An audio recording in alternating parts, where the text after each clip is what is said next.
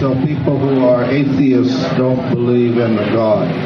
நாஸ்திகவாதிகள் பகவானுடைய இருப்பில் நம்பிக்கை வைப்பதில்லை. And they say, we don't believe in God because we cannot see Him. கடவுளை நீங்க நம்பக்கூடாது, காரணம் நாம் அவரை பார்க்க இயலாது. However, we can say there is a deity of the Lord, and you can see the deity by Jagannath. நாம என்ன சொல்கிறோம்னா, பகவானுக்கு அர்ச்ச விக்கிரகம் இருக்கிறது, அந்த ரூபத்தை நாம கண்களால காண இயலும். And then they will reply, that's also material. அவங்க அதற்கு பதிலளிப்பார்கள், அதுவும் பௌதிகமானதே. Nothing different from anything else in the material world. பௌதிக உலகத்துல இருக்கக்கூடிய மற்ற வஸ்துக்களை ஒப்பிடுகையில் இதுவும் எந்த வித்தியாசமும் இல்லையே. Of course, you find that forms or deities are common around the world. ஆனா இங்க பகவானுடைய விக்கிரகம் பொதுவாக பரவலாக இந்த உலகத்தில் இருப்பதை நாம் பார்க்கிறோம். At the same time, most religions condemn these. They say they are material. ஆனா பெரும்பாலான மதத்தில் இருப்பவர்கள் இந்த விக்கிரகத்தை அவங்க கண்டனம்னு சொல்றாங்க. காரணம் அது ஒரு பௌதீகம். So when they see the deities in India, they say, oh, that's also material. அதனால அவங்க இந்தியாவுல அர்ச்ச விக்கிரகத்தை கண்டாலும் அதுவும் பௌதிகம் என கூறுகின்றனர். Of course, if we go to the Vedic scriptures, we find no, these forms of the Lord are not material. ஆனா நாம சாஸ்திரங்களிலிருந்து பகவானுடைய இந்த ரூபம் பௌதிகம் அல்ல என்பதை அறிகிறோம். Of course, if you go to the other scriptures around the world, like Christianity or Islam, they say, yeah, these forms are all material. அதே போல நாம பிற மதம், அதாவது இஸ்லாம், கிறிஸ்தவ மதத்திலையும் பார்த்தோம் என்றாலும் அவங்களும் இந்த விக்கிரகத்தை பௌதிகம் என கூறுகின்றனர். So if we accept the Vedic literature, then no, the forms are spiritual, not material. ஆனா நாம வேத சாஸ்திரத்தை ஏற்கும் பட்சத்துல பகவானுடைய ரூபம் ஆன்மீகமானது பௌதிகம் அல்ல என்பதை உணர்கிறோம். However, we do have a problem because these forms that we have, accepted by the scripture, may be made of wood or metal or stone. ஆனா வேத சாஸ்திரங்களில் கூறப்பட்டுள்ளபடி இந்த விக்கிரகங்கள் எல்லாம் மரத்தினால, உலோகத்தினால, கற்களால செய்யப்பட்டுள்ளது. And then they say, well, that's a few material forms there. But the scriptures say, no. ஆனா இது பௌதிகமான ரூபம் என அவர்கள் கூறினாலும் சாஸ்திரம் இல்லை என கூறுகிறது. Scriptures say you should never think of the deity as made of wood or stone or metal. அதனால சாஸ்திரம் என்ன சொல்கிறதுனா, விக்கிரகங்கள் கல்லால செய்யப்பட்டுள்ளது, மரத்தினால் செய்யப்பட்டுள்ளது, உலோகத்தினால் செய்யப்பட்டுள்ளது என நாம் காணக்கூடாது. So how is it that yes, we are using wood to make Jagannath, but we say it's not wood? பிறகு ஜெகநாத்தை செய்வதற்கு நாம மரத்தை உபயோகப்படுத்தும் பட்சத்துல அது எப்படி பௌதிகம் இல்லை என கூற முடியும்? And the answer is that the Supreme Lord can transform anything material. அதனால இதற்கு பதில் என்னன்னா, பரமபுருஷ பகவான் இந்த பௌதிகமான விஷயத்தை ஆன்மீகமாக மாற்ற முடியும். So though we use stone or metal or wood to make the deity, at a certain point the Supreme Lord enters that form and it's no longer material. அதனால இது மர ரூபத்திலோ உலோகத்திலோ கற்களால செய்யப்பட்டாலும் ஒரு குறிப்பிட்ட காலகட்டத்துல பகவான் இந்த விக்கிரகத்துக்குள்ள நுழையக்கூடிய காரணத்தினால அது பௌதிகம் என கூற முடியாது. So, yes, the forms are made of metal or wood, whatever, but it's not ordinary metal or wood. அதனால இது விக்கிரகங்கள் அவங்க உலோகத்தினாலோ கற்களாலோ மரத்தினாலோ செய்யப்பட்டாலும் இது சாதாரண வஸ்துக்களாக காணக்கூடாது. So there is a ceremony called Pratishtha by which that material form becomes spiritualized. இதற்கு ஒரு சடங்கு இருக்கிறது. அந்த சடங்கின் பெயர் பிரதிஷ்டை. அவ்வாறு அந்த பிரதிஷ்டை செய்யும் பொழுது இந்த பௌதிக வஸ்துவை கொண்டிருக்கக்கூடிய இந்த விக்கிரகம் ஆன்மீகமாகி விடுகிறது. So when we establish a temple, we have new deities, then we have a pratishtha ceremony. After that, that form is no longer stone or metal or wood. அதனால கோயில்ல பிரதிஷ்டை என செய்த பிறகு அந்த உலோகத்தினால மரத்தினால செய்யப்பட்ட விக்கிரகங்கள் அதற்கு மேலாக பகவான் உள் புகுந்து கொண்டிருக்கக்கூடிய காரணத்தினால அது மரம் உலோகம் என அழைக்கக்கூடாது. So because it is non-different from the Supreme Lord, we have to treat this deity like the Supreme Lord. அதனால இது பகவானுடைய ரூபத்திலிருந்து வேறுபட்டது அல்ல என்ற காரணத்தினால பகவான் சாட்சாத் இந்த ரூபத்தில் இருப்பதாக நாம் அறிய வேண்டும். So just as in the spiritual world, the Lord is served by many servants all day long and all night long, so we also have to serve the deity. எப்படி ஆன்மீக லோகத்துல பரமபுருஷ பகவானுக்கு பல பக்தர்கள் சேவை புரிகின்றனரோ அதே போல இந்த ரூபங்களுக்கும் நாம சேவை புரிய வேண்டும். And thus we see in many of the temples throughout India, this service goes on daily and it's been going on for thousands of years. அதனால தான் இந்தியாவுல பெரும்பாலான கோயில்ல நாம பற்பல ஆண்டுகளாக சேவை இந்த விக்கிரகத்துக்கு செய்து வருவதை காண்கிறோம். And sometimes the service stops. சில சமயம் இந்த சேவை தடைபடுகிறது. If the service stops, the Lord leaves. அவ்வாறு அந்த சேவை தடைப்படும் பட்சத்துல பகவான் அந்த ரூபத்திலிருந்து வெளியேறி விடுகிறார். So once we establish a deity, we should never stop the service. அதனால நாம விக்கிரகத்தை பிரதிஷ்டை செய்து சேவை ஆரம்பித்த பிறகு சேவையை நாம கைவிட்டு விடக்கூடாது. So once the deity is established, it is established so that it will stay there permanently. அதனால அங்க விக்கிரகத்தை நாம ஸ்தாபித்த பிறகு பகவான் அங்க நிரந்தரமாக இருக்கும் விதத்துல நாம் செயலாற்ற வேண்டும். So in this way we have to give special regard for the deity, non-different from the Supreme Lord. அதனால நாம இந்த விக்கிரகங்களுக்கு விசேஷ முக்கியத்துவத்தை கொடுக்க வேண்டும். பகவானிடமிருந்து இந்த விக்கிரகம் வேறுபட்டது அல்ல. Of course, there will be the objection. Okay, this Lord is spiritual, but we have material eyes. How can we see a spiritual form with our material eyes? அதனால இங்க பகவான் ஆன்மீகமானவர், ஆனா நமக்கு இருக்கிறதோ பௌதிக கண்கள். அவ்வாறு இருக்கும்போது பௌதிக கண்களை வைத்துக் கொண்டு ஆன்மீக ரூபத்தை எவ்வாறு காண முடியும்? Answer is same as Krishna. He is spiritual. He comes into the material world. Everybody sees him.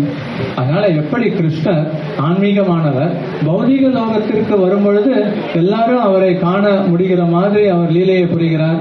So even though he is a spiritual form, Shishupala and Putana and Kamsa saw Krishna. அதனால அவர் ஆன்மீக ரூபத்தை வெளிப்படுத்தினாலும் சிசுபாலன், கம்சன், பூத்தனை இவர்களும் கிருஷ்ணரை கண்டனர். So the deity form is the form of the Lord that becomes visible to the people of this world.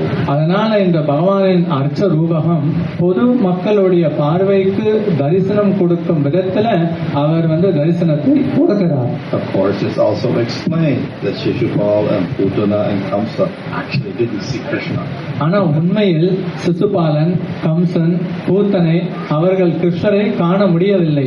If you see the spiritual form, then you get spiritual bliss. They did not get spiritual bliss. அவங்க உண்மையிலேயே ஆன்மீக ரூபத்தை கண்டிருக்கும் பட்சத்துல அவர்கள் பரவச நிலையை அடைந்திருக்க வேண்டும். அவ்வாறு அவர்களுக்கு அது கிட்டவில்லை.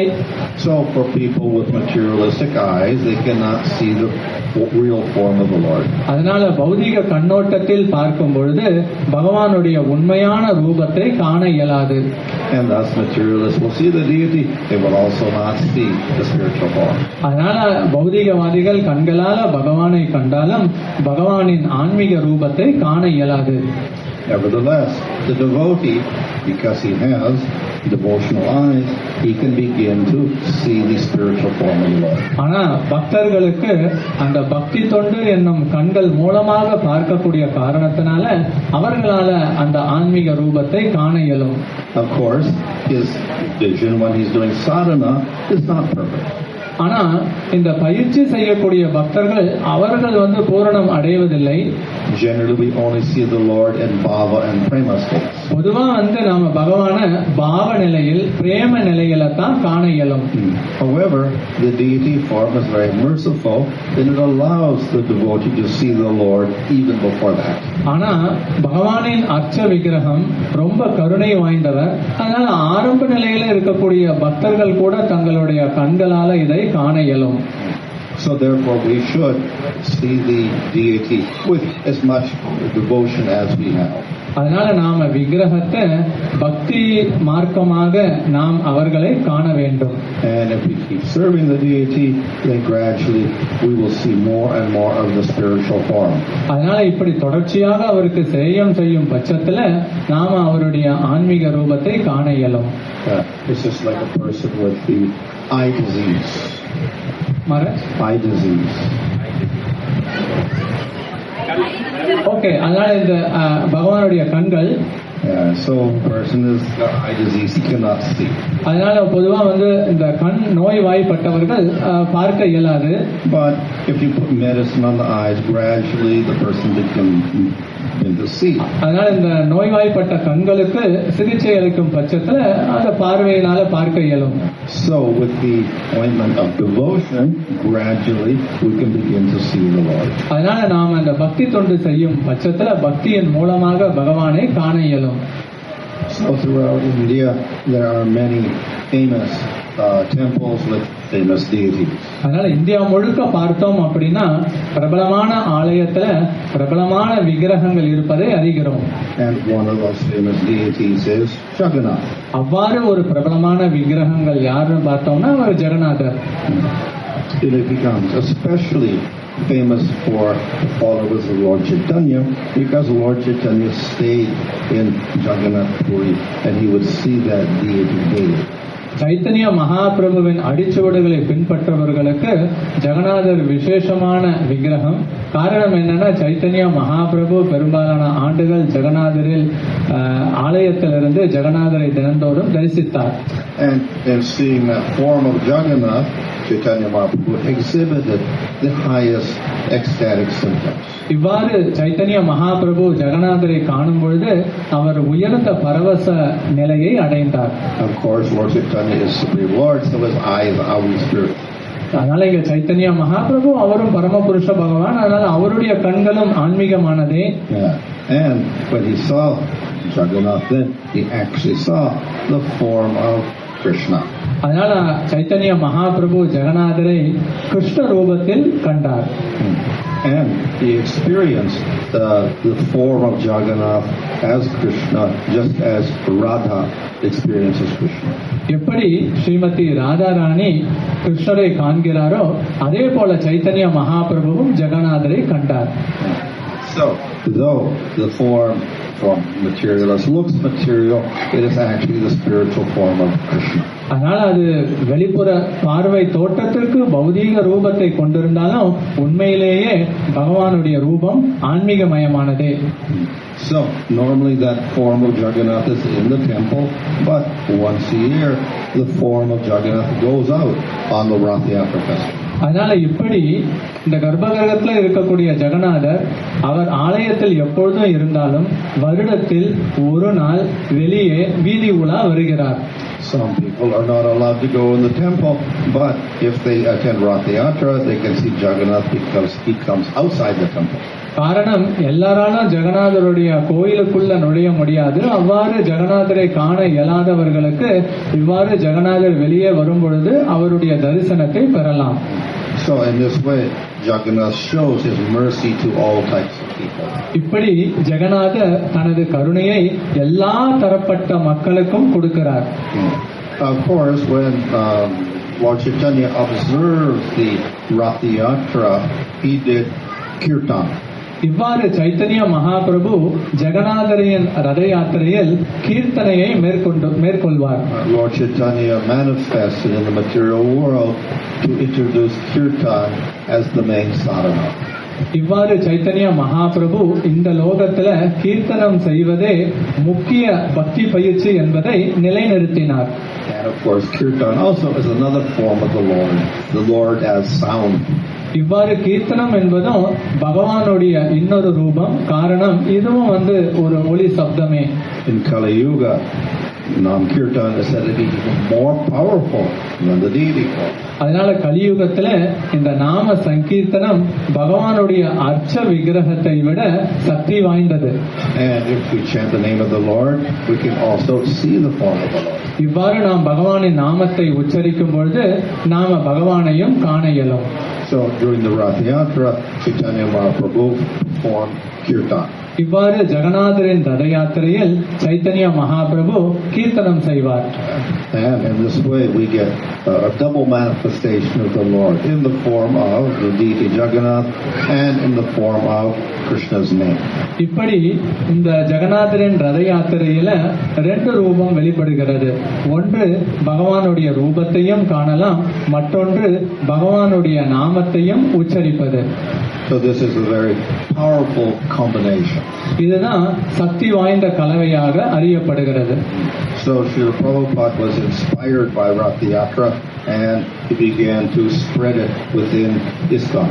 அதனால ஸ்ரீல பிரபுபாதர் இந்த ரத யாத்திரையில் மிகுந்த ஊக்கம் எடுத்து அவர் இந்த ரத யாத்திரையை உலகம் முழுக்க பரப்பினார். So he spread it in America and Europe. இவ்வாறு அவர் அமெரிக்காவிலும் ஐரோப்பாவிலும் இந்த கலாச்சாரத்தை பரப்பினார். So in this way, Jagannath and the festival of Rath Yatra, along with the Kirtan, has become famous around the world. இப்படி உலகம் முழுக்க ஜெகநாதரின் ரத யாத்திரை கீர்த்தனம் செய்து நடைபெறுவது உலகம் முழுக்க பிரபலமானது. And through this, people can actually see the form of the Supreme. இவ்வாறு மக்கள் அவங்க ஜெகநாதருடைய ரூபத்தை இதன் மூலமாக காண முடிகிறது. Hare Krishna. ஹரே கிருஷ்ணா.